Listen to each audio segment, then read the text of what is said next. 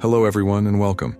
Now, I have to admit, when I first got this 5 everyday objects I can't live without, I thought, this is going to be easy and a little bit boring. We all know the obvious answers, right? A car, a refrigerator, maybe a good mattress. But as I started to think about it, I realized the real challenge isn't listing things. It's about finding the profound in the mundane.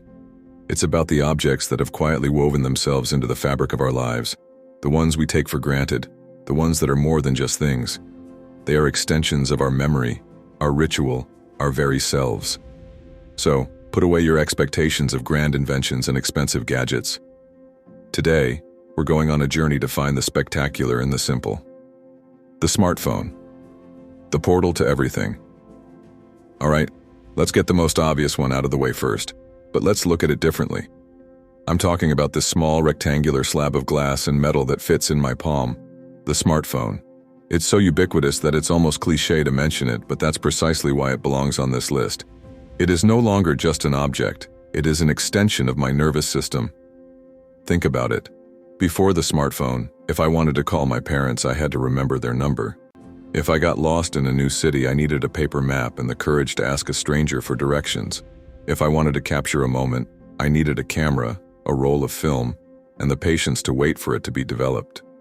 Now all of that and so much more is right here. This single device is a library, a cinema, a bank, a personal trainer, a doctor's appointment calendar, and a connection to billions of people across the globe. It's an object that has fundamentally reshaped our reality. It has condensed the entire scope of human knowledge and entertainment into a few taps and swipes. And while we often lament its power to distract us, to pull us away from the present moment, we cannot deny its transformative ability to connect, to inform, and to empower. It's a tool of unimaginable power, and it's the first thing I reach for in the morning and the last thing I see at night.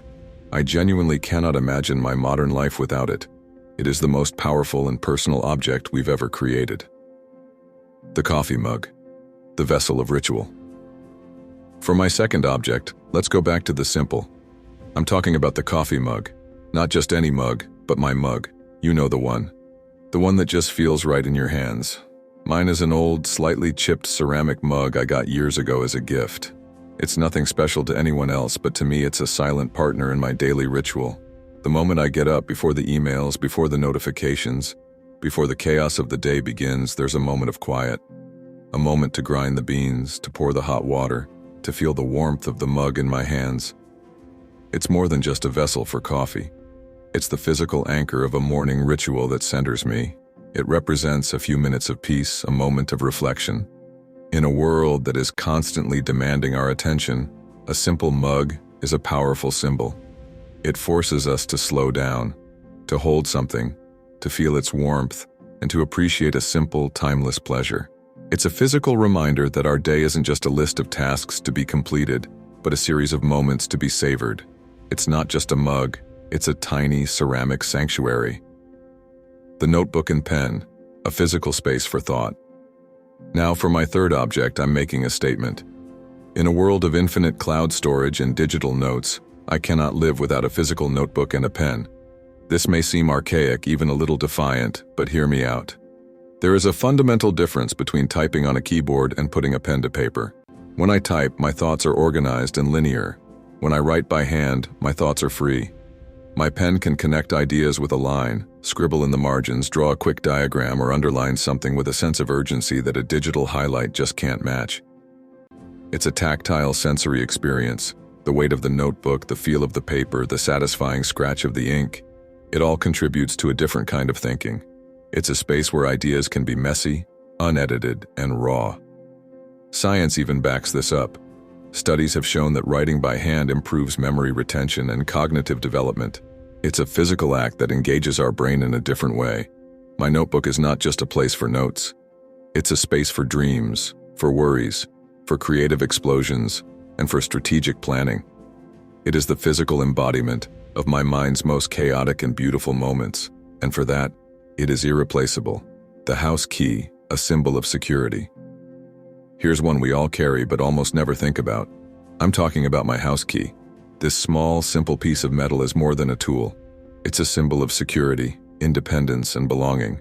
Think about the feeling of panic when you realize you've lost your keys. That surge of fear isn't just about the inconvenience of not being able to get inside. It's about a sense of vulnerability, a temporary loss of control over your own sanctuary. This small object is the physical link to my home, my safe space, my private world. But it's also a symbol of trust. I give a copy of my key to my family or a close friend, and that act is a quiet, powerful promise.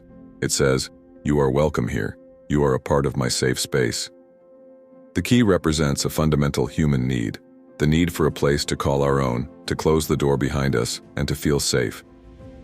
In its unassuming metallic form, it holds an immense amount of personal meaning: the reusable water bottle, a partner in health, and finally, the fifth object. It's one I've been carrying around with me for years, my reusable water bottle. This may seem like a simple choice, but it represents so much more than just a container. It's a constant, gentle reminder of a fundamental truth. Our health is our most valuable possession. In the rush of daily life, it's easy to forget to take care of ourselves. But this bottle is a physical cue. Every time I see it, I'm reminded to drink, to hydrate, to take a moment for a simple act of self-care. It's a silent partner in my personal well-being. It's also an object that speaks to a bigger, more global consciousness.